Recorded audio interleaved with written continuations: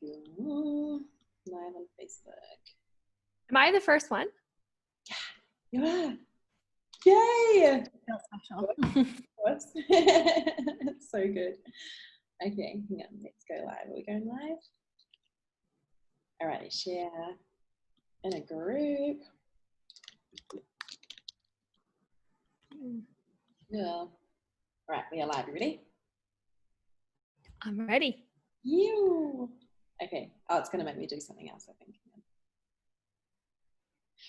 The only thing is they said it's 20 seconds behind. Oh yeah, I've done that in streaming. It's weird. Yeah. Okay, I might just put my phone as well. Okay. Oh, here we go.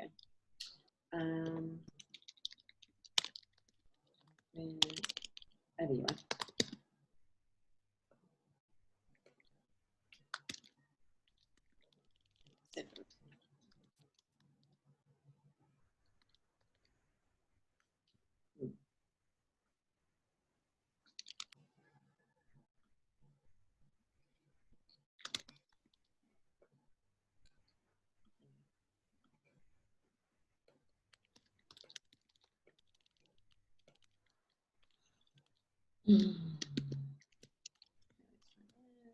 Yeah.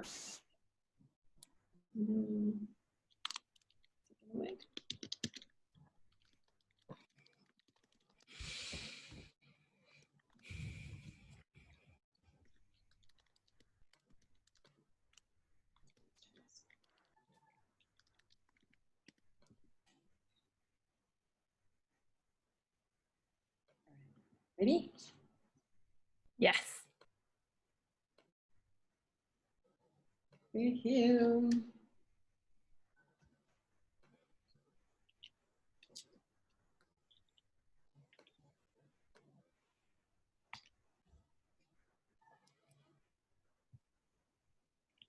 Waiting, preparing.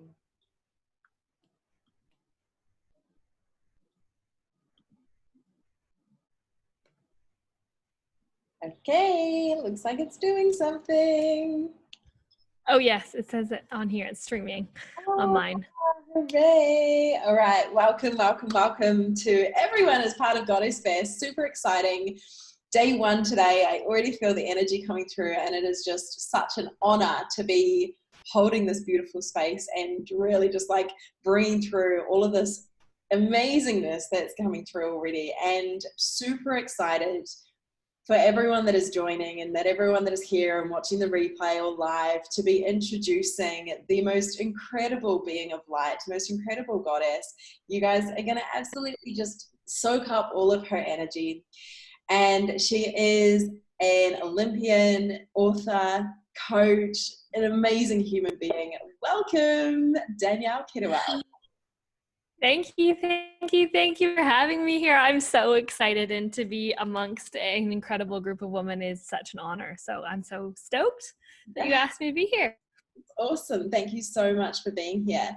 And oh my gosh, so just for everyone tuning in as well, I first met Danielle a couple of months ago at the beginning of the year here in Bali. And you know, when you meet people and you're just like, there's something about you that I need to connect with. And we ended up connecting after the event, and Danielle came and spoke this incredible, like just words of wisdom and motivation at an event that we hosted here.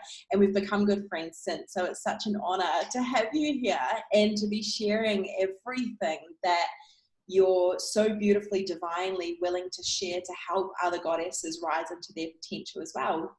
What I would love you to begin with is like your background and how you became an Olympian. Like, how did you even get that like title? I love your story so much. Yeah. I have a little, it's funny, if people don't know, I'm very proud of it. Like, so, you know, if you become a doctor, you get like a PhD. So beside my name now. I get a Ollie, so Oly, is like my accreditation. So I have that on my email address and too. But I'm sure some people are like, Danielle Kettlewell Ollie, like what's that mean? But it means that I'm Olympian. So it's like officially accredited as an Olympian. And I got like a document and everything, which is exciting. But I absolutely love sharing my story, even though I've done it like hundreds of times at this point, because I think just really shines a light on the possibility that all of us have in our lives. And how likely we are to firstly count ourselves out from our greatness, honestly, and the importance of just believing in the possibility of what maybe that we could do and just following that feeling. So basically, I am originally from Canada, Vancouver, Canada, and my parents are Aussie, so they were born and raised in Australia. They moved to Canada. I was born there, and I ended up competing for the Australian Olympic team, which we'll get to that. So at 8 years old, my mom threw me into this sport of synchronized swimming, and I was the youngest child, and she made me do all the different things. I did swimming, I did gymnastics, I did all the things, and nothing really stuck until I got to synchro. And it was one of those things that at first I wasn't quite sure about it because I was shy, and then after a little while, it literally just like blew my world away, because it was just this magical combination of like a team sport, but also like being able to like move and like express yourself, like kind of like a performer, and as well like doing that with the endurance and the training atmosphere as well with the team. And then like any little girl, like we get to wear sparkly bathing suits and makeup, so like I was sold after a little while. But I had this, you know, just niggling feeling, or just this, honestly it was a knowing at that point, unfortunately, that I just would never make anything of myself. Like I was the girl, you know, on the side that was like the great team player. She always was cheering everyone else on. I loved to participate, but I just was like, I honestly never thought that I would go anywhere in my sport. And that was the reality that I thought that was my absolute possibility. And you know, my book is literally called The Unlikely Olympian, because not only, yes, you have a copy. I love it. Yeah, just so I don't know if it's coming up. There it is. That's awesome. Yeah. And so like, not only did I never would have expected that for myself, but I probably would have like bet against myself if you told me that that would be my future, because my self-belief was so low, and I just didn't think that I would ever get anywhere. And I got, you know, what I thought was the pinnacle of my sport. I got to national championships in Canada, and I thought that was it. I thought that was, you know, that's all that mattered to me. And I was like, cool, let's move on with life. Let's do the traditional thing. Let's go to university. Let's follow that path. And, you know, the universe very much had a different plan for me. And I stayed involved in my sport. And then in 2013, I was actually training recreationally, like a couple hours a week while I was at uni, like doing very much like the Matrix thing, living within the Matrix, thinking like I need to get a good degree, and then I'll get a good job, and then I'll be happy, and all those things. And I was training one day after a long day of uni and doing some work, and we were doing something that is called highlights. So highlights in synchronized swimming is when we all build human pyramids in the water, and we all egg beater up to the surface. And usually the team member on top, so my team member was on my shoulder, she jumps up and she lands in the water and does an incredible flip. It's so amazing to watch. But what ended up happening this time is she actually jumped up and came straight down on my head. And I ended up getting a concussion, and I had to drop out of the semester of university, and I, you know, had to lay in a dark room and do all the things to recover. And it's a challenging injury because you look fine, but you know, it's hard when you feel like your mind isn't working for you and no one can see what that is like. And you know, it was very much in this pity state of like, why is this happening to me? You know, I think that before we go on our kind of spiritual awakening self-awareness journey, we have this like the world is against us, and we have this victim mentality, and I was very much there. But truly it was happening for me, not to me. And little did I know, like amidst about a month or 5 weeks after I got my concussion, I got this incredible opportunity from the universe. Even though I was, you know, in Canada, even though I was unfit, even though I hadn't like really professionally swam in a few years, the day after my 21st birthday, the assistant national team coach of the Australian synchronized swimming team reached out to a friend of mine and asked her if she wanted to be or try out for the Australian team, because it was 2013 after the 2012 Olympics. The team was trying to rebuild and bring in more athletes. And funny enough, my friend had Australian Canadian citizenship. And I did as well. So, at first I'm this girl that's concussed, that's, unfit, that never thought she would go anywhere. And my friend gets this opportunity and I'm like, oh my gosh, that's amazing. You go for it. You go for it. You go for it. You do it. And we were so excited. Then she turns around and she says to me like, Danielle, like, you could do this too. Like this could be your possibility too. And I just love, always reflecting on that, because how often are we to cheer on the people in our life and count ourselves out from our own opportunities, right? And it's just like, if we are going to cheer on our friends and our family members as much as possible, like what if we put ourselves in and be the biggest cheerleader in our own life too? And at first I like laughed at her. I was like, there's no way, you got to be joking me, right? Like I was like very much cutting off that opportunity from even being a possibility. But then I just sat with this thought, I was like, what if maybe I could do it? It's such a small percentage chance, like 0.0001%, but like it's at least worth a shot. I was sitting in this life that I wasn't fulfilled in. I was following the path that, what everyone told me was the thing to do. I wasn't enjoying what I was studying. I was hitting all these barricades, like literally boulders from the universe being like, this is not your path. This is not your path. And I was given this opportunity and I was literally, realized, if at the end of this life, would I wish that I would have done it? Would I wish that I would have been brave?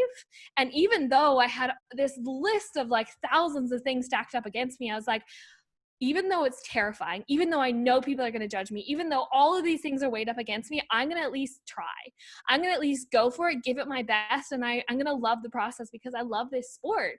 And, that led me to this incredible journey, which I honestly say now with all of my awareness, like I literally freaking quantum leaped to the Olympics because, and don't get me wrong, I have a whole book about it. So there's all the trials and tribulations, but that was the end of 2013. I got that opportunity. And 2.5 years later, I was walking out on the Olympic stage at the Rio Olympics. I was spent 5 years on the national team. I went to 3 world championships. And like this time last year, I was just about to go to my last world championship, making history as Australia's first mixed duet. And that is all because I chose to ask myself, what if it could be me? What if my life could be everything that I believed and daydreamed about? And I think that's a magical question that we all need to get into, because we are coming into this new earth, this new planet, and all of those possibilities are available to us. We just have to count ourselves in on our life. And I believe that everyone has that. And I want to see a world where that is our reality. That's not just like the movies and the stories that we see once in a while. That's everyone's story. I love, thank you so much for sharing that, because it's like you've just got this, it's almost like your mind would not even think that up. Your mind cannot even conjure that up. And what you've done, even just you said something that was really interesting of like going into relationships and you're cheering your friends on, like cheering your girlfriends on, cheering your friends on, which I think is so, it's like, was common for you, but I think there is so much of the opposite of that, where girls are like, not cheering each other on, and realizing that you've had this natural ability to hold love, hold the frequency of seeing and supporting other people. And you've opened yourself up even through, your darkest times, to be literally a channel for opportunity to be coming and being handed to you. And one thing, I want you to go into this, Kate. I love this part of your book. Okay, it's like super simple, but I think it's just like profound. That when when adversity happens, for those of you just joining, this is The Unlikely Olympian that Danielle has so beautifully written, and it's really super like easy, simple read, but so profound as well. So you see, when adversity happens, we only have 2 choices: to back down, let it feed our limiting self-belief and douse the flame of passion inside of us for what we love. Or we can face it head on, use it as fuel for the fire, as a learning tool to grow and a lesson to add to our little pocketbook moving forward in life, to make sure we know how to handle it all better next time it comes around. And then, what was that written about? It's really cool that you just read my book to me. I was like, hey, did I write that? That was good. Yeah, that was a whole nother process as well, like with my own kind of spiritual awakening, and I kind of channeled that book, which was really cool. But I think it was, and the reason I summarize, I think this is, what everyone does. Our life is full of so many ups and downs. And when you kind of say that, I was someone that was never likely to go to the Olympics, and then I did, you kind of don't count out the peaks and valleys along the way. But there were so many hurdles along that pathway. So many times where, I wasn't, one of the things that made me never think that I was going to be Olympian, I was never the body type. Like, I am not a naturally ballerina, long, lean, very skinny person. I wasn't naturally flexible. I had all of these things faced up against me, and that going down that path, it was brought up. There was a comment said, there was people, and then my own beliefs that were brought up was like, oh, you're not skinny enough, you're not thin enough, you're not talented enough. And then as well, just the challenges of being an elite athlete. Like, I was training 6 hours a day in the water, 3 to 4 hours on land, 6 days a week, going into training camps. And I had financial struggles. I had relationship struggles. I had friendship struggles. The friend that I ended up going to Australia with and having that opportunity with, my success brought up her own insecurities, and she, brought that out on me. We had troubles with our coach, and there was a hurdle at every single step of the process. Like, I don't want people to think that I just got the opportunity to waltz to the Olympics. Like, it was challenging, but it just gives you this mindset of resilience. How are you choosing to see every situation? Are you choosing to, like, again, come from this victim consciousness, this victim mindset, like, oh, poor me, why is this happening to me? Like, as opposed to just seeing like, this is just a natural step in life. There's always going to be things that are challenging. And what is this universe teaching me throughout this process? Because there's like always a lesson to find. And if you can just see, instead of seeing it like this, the universe is trying to push you back, I think it's just more so trying to challenge you to see, like, do you really want this? Are you really ready to step into your truest, highest alignment? Because it's not always going to be easy. And that's why a lot of people don't go after it. They don't go after their greatness because they think that it's just going to be a simple path. There's going to be demons that you're going to have to face. There's going to be pain that you're going to have to work through. There's going to be things that come up, but you can move through that. It's just not allowing that initial fear of the adversity to feed into this limiting belief in this human body that we have, which is deep down that we are all not enough, and choosing to be like, I'm not using this as evidence to allow me to depreciate the greatness, as opposed to I'm using this as an experience to grow from and grow through. So in someday in the future, when I face something else, I know how to move through it faster. And the faster you get at bouncing back and having that resilience, the quicker you start accelerating that like plan honestly within the quantum field of possibilities, because you're not allowing every, adversity to be this boulder and blockage from your greatness. It's just another tick in the box along the way. It's incredible. Thank you so much for sharing that. It's like, and I think the biggest thing, and I mean, not many humans can say I'm an Olympian. I've even got the OLLY at the end of my name, that's a very incredible accomplishment to make. And it's so easy at every single level of success for people on the outside to go, oh yeah, but that was you, that's easy for you, or you've done that, so that's easy for you. Like, I'm really interested. I feel like everyone tuning in, and this is such a big thing that we notice as a collective as well, is what is it that you do? Is there a particular process that you go through every single time there's actually two questions in this, every single time that you have a challenge come up as you're stepping into your next level? And then the other thing is when people project those, their beliefs onto you of it must be easy for you. Yeah, I think the two parts to it is really, if something arises, and this comes with practice, because, I've had lots of practice in this, and just with anything, like the more that you practice something, the easier it becomes. Instead of, I don't allow myself to dwell on it. And I think that's a thing that's really important. Like, a lot of people, if something goes wrong, they're like, oh God, this went wrong and that. And like, you need to feel it 100%, especially if it's trauma. Like, you need to feel it and process it. I'm not like bypassing that. But from there, there's no point in sitting in it. You can be like, okay, now that this has happened, how can I move forward? How can I like use this to like add as a fuel to my life? And what am I learning from it? There's always something to learn. And when you choose to come from the perspective perspective of learning, that's when you start to accelerate that growth as well. And it's really, really powerful. And then as well, sometimes we can make like mountains out of molehills, so in the process of life, even, if you're sitting in this moment and just expanding this whole situation, right? Because what we focus on expands. So if you're thinking that this is the biggest deal in the world, like even projecting yourself to the end of this lifetime as this human body in this human experience, like, am I going to care about this when I'm 95, or 150, however long we get to live, in this realm? Like, probably not. And if I am, like, I want to come from this perspective of like, I've learned from this is added to my life and I'm growing through this. And just honestly, like, I've gotten so good at that, at just feeling, okay, I'm not going to dwell. How are we going to move forward? Just constantly having that. In my sports psychologist would call it bounce back ability, because once you learn how to bounce back quicker, you're going to be able to move forward faster. And as well, like the second question you said, when people have those projections towards you, and this is more so come from my own, experience and progress post Olympics and national team, but is everything in your realm is a reflection of who you are, a reflection of how you feel about yourself. So, in those negative experiences, even though it's really, really, really easy to blame and put the problem on other people, now having this reflection is there was, even though a friend of mine we went down this journey with, she was bringing up and telling me all of these things that, she thought I was horrible, this, that, and the other, like very cruel, which was only her pain and her trauma that she was feeling and projecting onto me, asking myself, where is this within me? Because even though she's saying these words to me right now, or this experience is happening, at deep down in some core level, some fear in me believes that is true.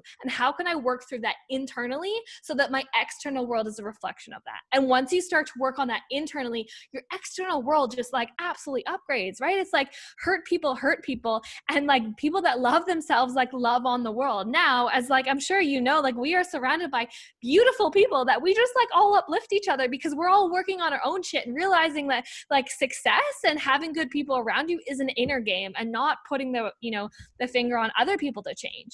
Asking yourself, where is this in me and where can I heal this within me? Because it's in your frequency, so you're attracting it. And I think that's a really powerful way to see it and take ownership of it. And it can be challenging, because then you realize, oh shit, everything's like on me. I can't blame anyone else, but it's also empowering when you start to realize that too.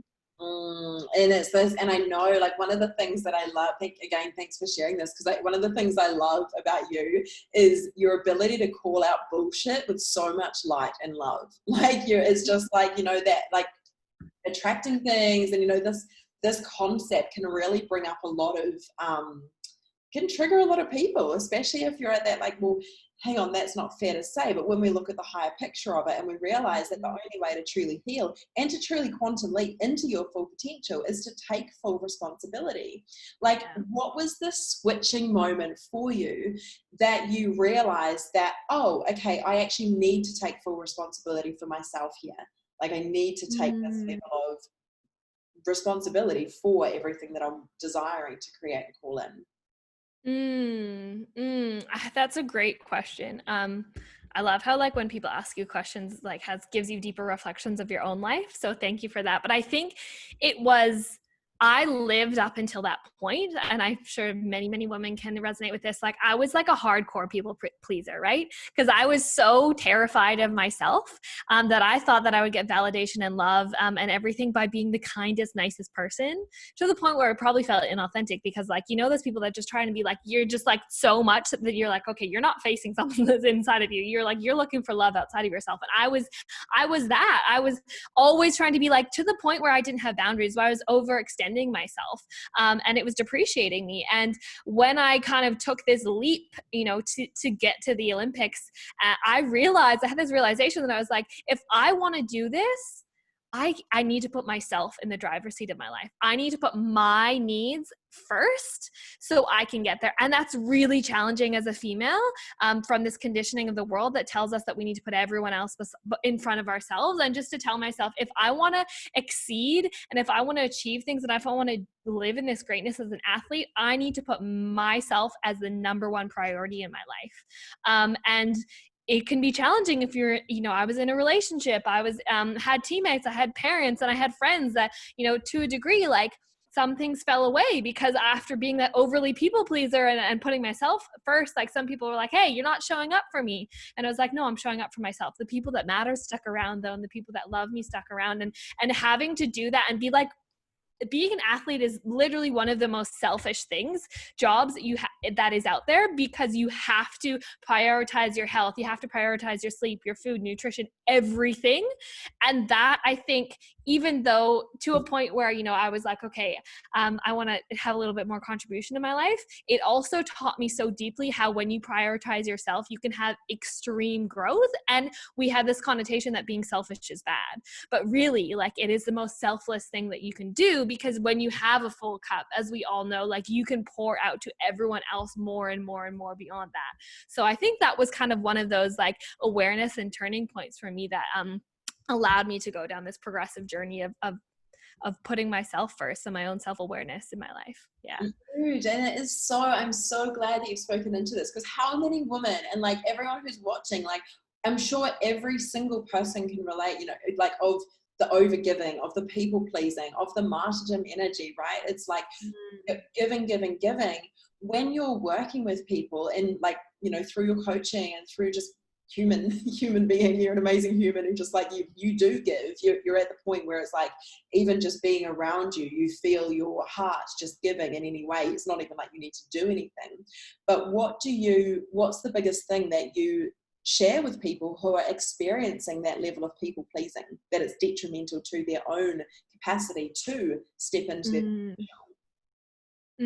I think it's like on a I guess more tactical level, like, what are you doing every day for yourself first? And at a very, very simple position, like, do you have a morning ritual? Do you start off your day like in control of your life? What do you do for yourself every single day?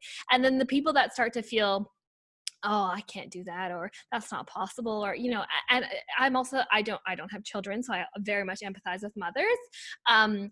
But coming from this, like, the reason that you're not showing up fully in your life, or the reason that you're, to a degree, your relationship might not be as abundant as it can be, or your being a mother might not be as great as it could be, or your business or whatever, is because you are not showing up for yourself first. So when you kind of have this switch of realizing that everything in your life is a reflection of the relationship with yourself and how much you love yourself, it is a really, really powerful shift. So you say, like, if I want to be a better partner, if I want to be a better mother, if I want to be a better business owner and female in business, how can I show up more and serve me more and love me more and care for myself more? Because that's the power. And especially, this like new earth that we are bringing in, like, the leaders that are going to shine through, which we've already seen, like, the businesses that aren't in their true authenticity are falling away.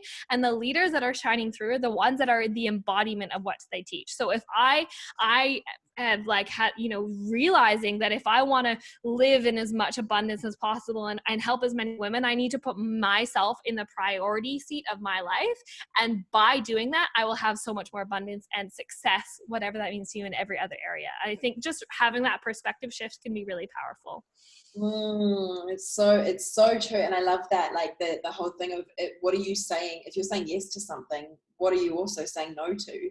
Are you saying no to yourself? You're saying no to your mission. And, like, one of the things that is so cool, like, just the way that you've got this incredible, profound story, it's your life. And I say story, but it's your life that you've lived. Yeah. And when you think about, well, okay, if someone is like, well, what is my potential? What is my purpose? What am I quantum leaping into? Like, because you had no idea that you were going to be quantum leaping into the Olympics, but then you realized that was your potential. Do you find that you come across and work with women who know that there's got like this amazing potential within them, but they're not sure what it is and how to even quantum leap into it? Yes, definitely. I think so many people, and this is like what I do mainly with women now, is I made this vow to myself that if I was going to make this all happen and become an Olympian, I would do something with it that's bigger than myself. And that level of contribution is so fulfilling. And it's, it came to me where it's like, if I was able to do this and live this ridiculous dream that's like on a very like society level, people like the accreditation of being an Olympian, like people look at me different when they know that, like I can see that. And so what can I do with that to show everyone that is their possibility? And what's happened, and I do well, before COVID, but I was doing like speaking and I now coach and stuff, is people would say to me, they're like, I believe, like, I want to have a great life. I want to do something different. I want to do this, that, and the other, but I just don't know what it is, you know? And the amount of women, like so many people are in that position. So if you are that person, like, don't be so hard on yourself, because unfortunately so many people like feel that way. But the number one thing that I see with women is you don't know what you want to do because you don't know who you are. And that is really, really powerful. Yeah. Go into this. Because we have become so, you know, consumed with things outside of ourselves in this society, that I think that people haven't taken the time to sit down with themselves to realize the potential and the power that they have, and, you know, take themselves away from social media, take themselves away from busyness, take themselves away from, you know, the things that they think will make them happy, and sit down with themselves and be okay with themselves. Because the reason why lots of people don't, I truly believe in the women that I work with, is that they are afraid of themselves. They're afraid that they're broken. They're afraid that they're not enough. They're afraid that if they sit down and they face themselves, their true fears are going to arise, that they have all of these things that are the not enoughness, and that will come up because it is uncomfortable at first, but you'll move through it and realize that so much of it is, you know, either it could be it's conditioning, it's ancestral trauma, it's like this not trueness of the human experience. And when we tap into our soul and what our soul needs, we'll realize that that is just the layers of the onion that we need to pull back. We need to sit with ourselves and our soul and realize, what is it that I truly want? Who am I? Because when you know who you are, you also can feel into what you want to do. And, you know, we have this world where so many women and people do not know who they are, so they don't know what they want to do. So my biggest urge to women and human beings out there is, like, if you are asking yourselves those questions too, sit down and really try and figure out, who are you? And when you know who you are, your path will be shown to you. Oh my gosh, I've like full goosebumps, bliss bumps. This is amazing. And it is so, like, you look at society and you look at the world that we are shifting away from, and people don't know who they are. So they operate in a way where they're just doing what they're told, or what's expected, or what's being passed down through generations. When you see the world that you are co-creating, and you're holding that vision of the new earth and everything that you're bringing through, of contribution, of service, of really helping women to step into their potential for whatever their highest aligned path is, like, what does that world look like to you? That's a great question.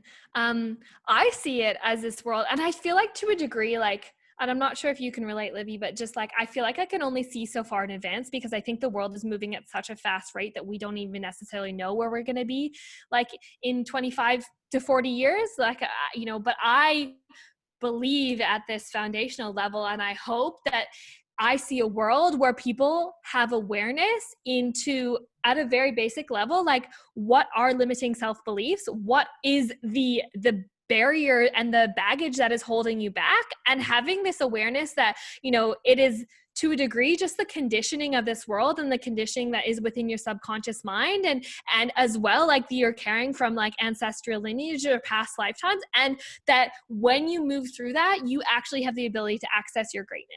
And so I hope that everything that we're talking about now in the spiritual and personal development world is actually something that is talked about in schools, is something that we are talking about with children.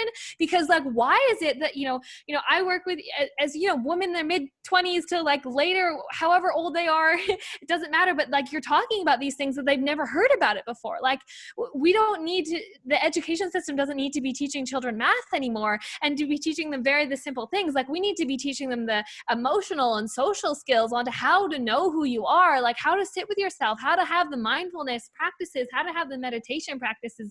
Like, that is going to be powerful into creating this new earth and allowing us to live in this new level of consciousness, you know?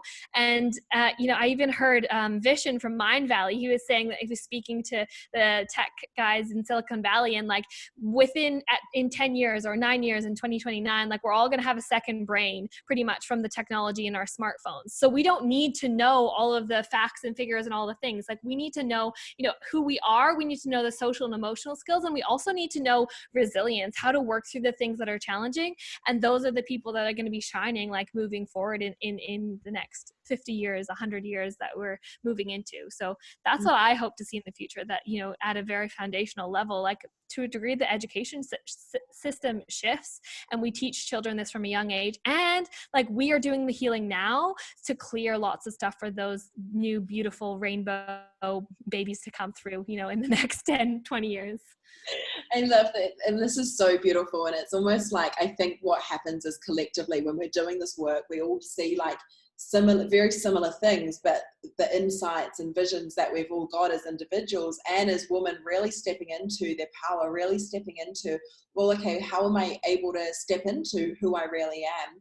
The biggest thing, and this is the biggest thing that I noticed, and you probably see this as well, and you've been through it, right? Is when you know that there is more to life than you're currently experiencing. And when you know that there's a better world available, and when you know that you're here to co-create the new earth and really bring through change in whatever way that looks like for you and your highest, the biggest stumbling block for most people is when they hit those obstacles. And I know you've touched on this, but this is like even going deeper into this, of the, I call it like victim, where they don't know that what they're experiencing, the lack of self-love or the lack of awareness of their full potential, or they just think that that's it.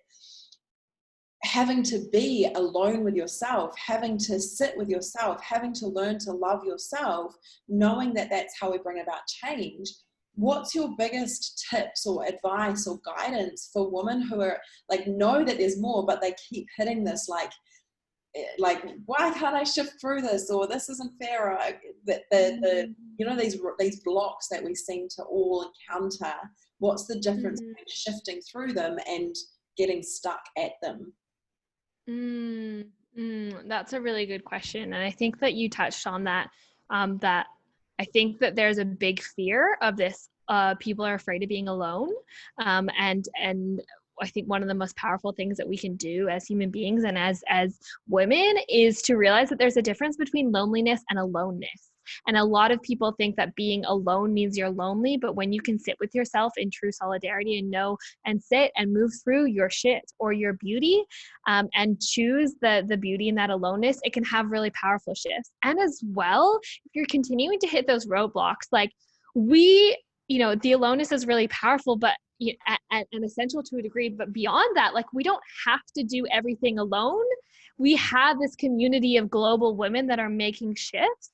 So if you're hitting those roadblocks, there are like thousands of women, light workers, coaches, mentors, whoever you need out there to help you, whose soul missions are to help you. So ask yourself, like, you know, is there someone that I can reach out to? Is there someone that can help me through this? Because there is somebody on the other side who is calling you in to help you make those shifts.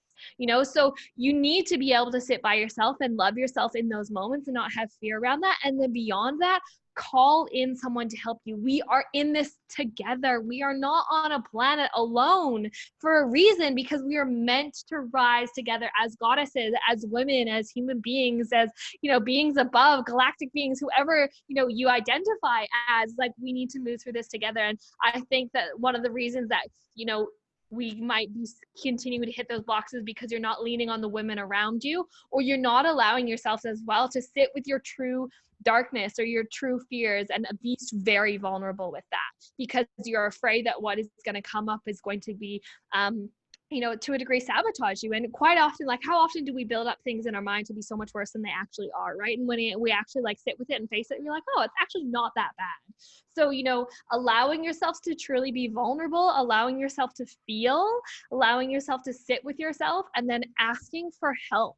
Because like I said, there is women, thousands of women and light workers out there that are calling you in. So allow yourself to like get help on the other side to be able to move through those moments. Yes. Hopefully that answers your question. Yeah, that's so powerful and so true. And I'm just like, you know, as you're sharing, I'm having, and you probably went through this with your concussion. Like when I first, like, you know, went through my massive awakening where I like changed my whole life, that was the most challenging thing, was like it was like a couple of days, not as long as you, but it was like a couple of days having concussion in a dark room, alone with my thoughts. Here I am, like, oh my gosh, how do I do this? And I remember crying myself to sleep, like so confused as to who I was. And I think and almost like coming full circle in our conversation of like people seeing where you're at now, people seeing it like, oh my gosh, you're holding so much light, you've done all these amazing things, you're so positive, you've got this. And it's like, yeah.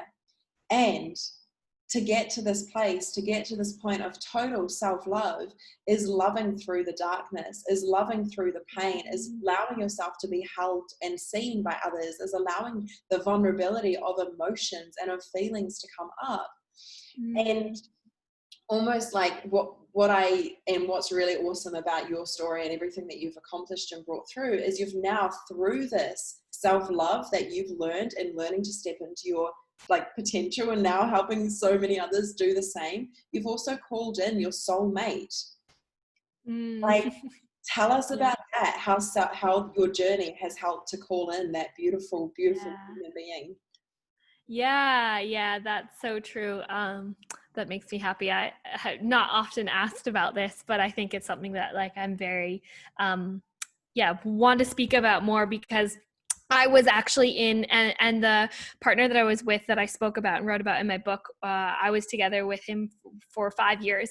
And I think, on a deep level, I knew the whole time that it wasn't right, but I was so afraid to leave. And we just, I realized now that it was very much a karmic relationship, and just bringing up old wounds and, if from them, like we've had past lives together and all of those things. And I just deep down, I knew that I wasn't fulfilled and he wasn't my person. And I had this belief that that person out there was for me. And the hardest part was that like, and I think a lot of women or people do this, it's like my partner loved me dearly. Like he like so deeply loved me and he would have done anything for me. And I still wasn't happy. And I wasn't happy because I thought this was my self-love journey. I thought that his love for me would replace the love that I needed to feel for myself. And I realized like in moving out of that relationship that no amount of love that he could give me, and he loved me so deeply and passionately, would replace the work that I needed to do for me. He couldn't love me for me. I needed to love me for me. And it was honestly one of the hardest, I mean, breakups are always difficult, but one of the hardest things to leave from, because financially I was supported by him. So I financially was screwed without him. My whole family was on the other side of the world. And it was so terrifying to leave that relationship from a security standpoint. But I just had this belief system that there was something more, and I needed to love myself, and I needed to go on that self-love journey and realize that like, I am enough in every sense of my being. And like kind of making that, I think, sometimes when we have those hardest moments of adversity, and it's like the universe gives us this choice, right? Like I saw my whole life with him, and it was terrifying because I wasn't truly happy, but I would have been okay, but I wasn't going to be deeply fulfilled. But I also knew that there was something more. And I took the path that wasn't easy. It was really challenging to leave him, but I believe that there was to be more. And I use this, I had this, we know those like Plinko boards where, you put the ball in and then it hits all the tabs and it goes down. And there's like 10 options at the bottom. Like, I truly believe that like our quantum realities are like all possibility to us. Right. And the more that when we hit those adversities, we choose the thing that isn't that comfortable, the thing that scares us, that's when we start to leap into the next quantum reality that we can bring forward, because it's supposed to be challenging. We're supposed to move through that. And me choosing myself completely in my own self-love, and literally being like, I'm going to choose to love myself really, really hard. And I'm going to choose to work through this pain that I feel for some reason that I'm not enough. And I'm still on that journey, to a degree. I've come so far, but I have moments, I think like every woman does, that like decision to leap and decision to do the thing that wasn't easy, I truly believe brought, my partner now, Luca, into my reality. And within literally 5 months of breaking up with my ex, we randomly bumped into each other. Right. And then when he was like he spiritually cracked me. Like I had this deep remembrance when we met, and he's very much, I'd say my twin flame. Like when I met him, I grew up in a Catholic family and met him, and I was like, whoa, we've met before. That deep knowing. And I think that honestly, I believe that we were both in this place in our life where we didn't need each other to be happy. I had found so much deep happiness within myself that I was like vibrating at such a high level. He had been in a similar place, like broken up recently with his partner. We were so happy by ourselves that we didn't need someone else to fulfill us. And then we came into each other's reality. And I think that's the most beautiful thing for women. Like out there, if you feel like you need somebody to make you feel your happiness or joy, like that is kind of the sign that you need to do more work, and to sit with yourself longer and like have this trust that it's going to come in at the right time, and not be waiting for someone else to bring you joy. Like everything in life is this inner work. And I guess that's what everything just keeps coming back to. So that's truly how I believe that I brought him in, and just finding so much joy. And like, I was vibrating so high. He kind of bumped into my life and was like, oh, this is kind of annoying. I would have liked to be single for a bit longer, but I relate to that. yeah. We're like, okay, well, clearly like the universe needs to bring us together. So I'm just going to roll with it. Oh, this is so beautiful to hear all of this. And like, you know, it's so cool to see and hear just that, knowing that, it sometimes the biggest leaps never make sense. They never make logical sense. And here you had that like logical option of staying with the comfortable relationship, staying on the comfortable path. And you were like, no, there's just something within me that I know that I need to make this massive leap, where it's going to be a little bit challenging. It's going to be a little bit, you know, heartbreaking. You're going to experience the depth of emotions. And here you are, literally like living this incredible life, this incredible, like with this incredible relationship, this incredible purpose and mission in the world. What would you say? Like, what would be the biggest thing that you would say to everyone every goddess who is wanting and ready to step into their potential and live their highest purpose? Yeah, I think multiple parts of that. And this is something that, you know, I want to touch on with like the current world situations, as like circumstances as well, on the very 3D level, is that your privilege, you know, to a degree, like I'm making the assumption that I'm speaking to lots of women of privilege. It is your permission. Like, how dare you not step into your greatness? How dare you not choose that for you? Because yes, like on a karmic level, like we all have had different lifetimes and different paths, but like there's people within this lifetime who honestly, that is not their possibility. That is not their reality within this realm at this lifetime. So it is your permission, like it is your obligation as a woman with privilege to live your highest reality, to choose that love for yourself, love for your career, and giving to the world as much as you can by giving to yourself the most first, because from that state we can continue to uplift and help the world to the people that don't have access to that level of privilege. So I think coming from that mindset as well, like to the bigger world sense that, you know, not everyone has access to this. So if you are someone that, you know, does identify as someone with privilege, or maybe you didn't know until this point, like to a degree, like how dare you not? Because there's people out there that don't have that possibility, and it is your obligation to stand up for you.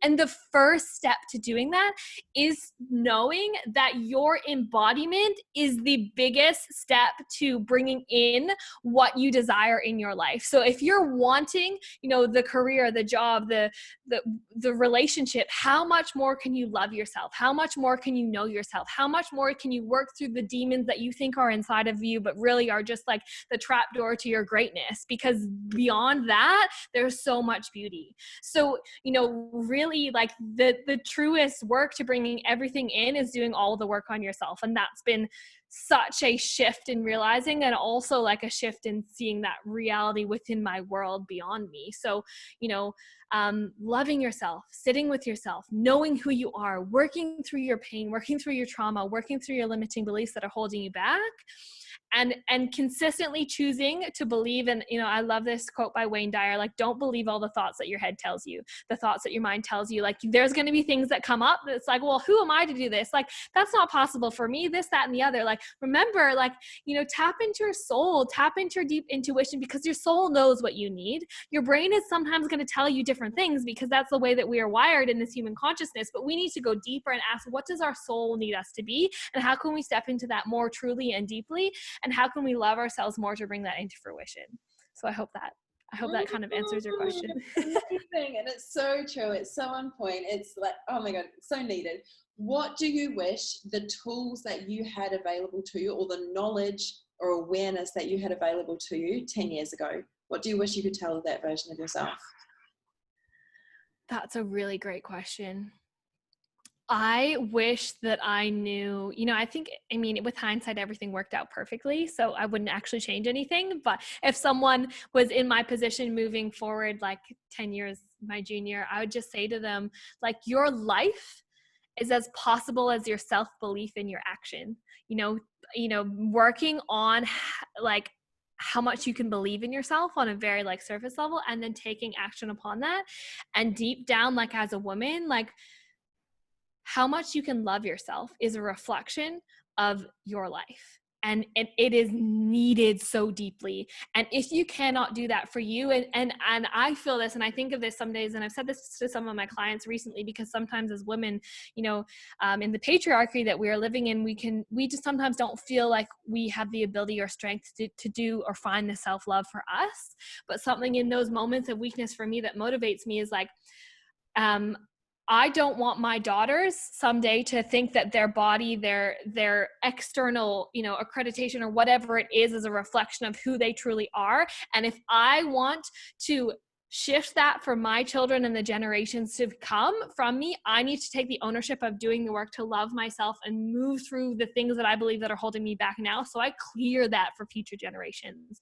Because if I can't do it for me, I can do it for them. And I think that is really powerful if you have children or if you don't have children, because when you put it outside of yourself sometimes, especially as a woman, like thinking about your future children or your current children, like your healing can help them in their healing and in their life, and it can help them accelerate on their journey of whatever is their greatest possibility. So if you want to shift that for them, you need to shift it for you first. And I find that is really, really helps me in moments where sometimes it can all seem like too much. So I think I answered that.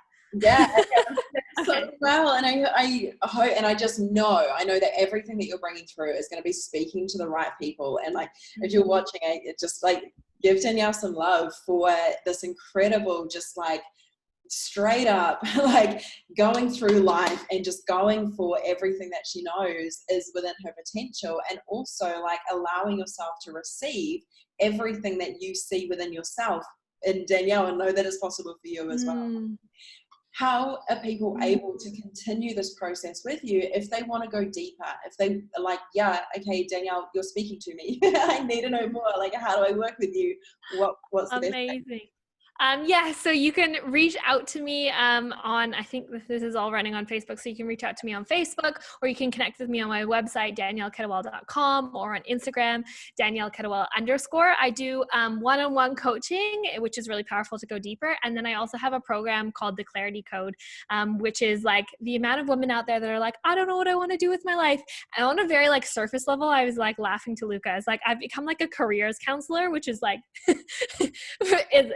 it's like on the surface level, I think that's what people think it is, but deeper, it's like, I'm just like tricking them into that and actually showing them that like, okay, you don't know, like I said, you don't know what you want to do with your life because you don't know who you are. And the more that you know who you are, the more that you know what you want to do, and the more that the path is shown to you. So we kind of go, and this is for people that are like you said, I think really well the other day, like bringing them from the matrix to their what is their greatest potentiality. And I go through all of that as well. So I think that's kind of my mission on this planet, to bring people from the matrix to their greatest reality, and then from there, like on a deeper spiritual level, pass them off to beautiful women like you that can connect them with the mother Gaia and connect them with their galactic beings and all that stuff. I'm like, I love all that, but like I think I'm just like the portal for people from the matrix, to be honest. And so yes, I would love, if any of this is resonating with you, I would love for you to reach out in any way. Even just, it's also really nice getting feedback, or if you need any more advice, I'm more than happy to help in any way. And I really appreciate everyone for showing up and watching this. It's been so beautiful, and so grateful to you, Libby, too. I think you are one of like the greatest examples that I know in my reality of someone that does the inner work like you just go so deep on yourself, and it's so reflected in your career and in your soul mission and in the clients that you work with. And like, that's why you're amplifying at such a great level, because you really prioritize your own self-healing and growth. And it's such an honor to watch, and I'm constantly inspired by you. So I thank you so much. And thank you so much for having this container for us all to shine together. And it's so amazing when you bring women together. It just absolutely sparks my heart on fire.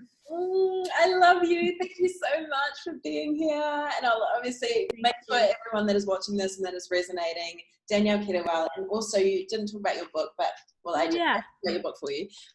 It's a really, really super, like, simple, easy, but profound read. The Unlikely Olympian. Step into your fears and achieve your dreams. So you can go onto Amazon. You can Amazon, you can get on Amazon. Yeah. I don't know if everyone's going to get a signed copy. I feel pretty grateful to Thank you to everyone, you beautiful goddesses, tuning in, for being here, for showing up for yourself, for humanity, for future generations, for the planet, and for everything that everyone is bringing through. So massive thank you. Thank you, Danielle. And thank you, Libby. See you soon.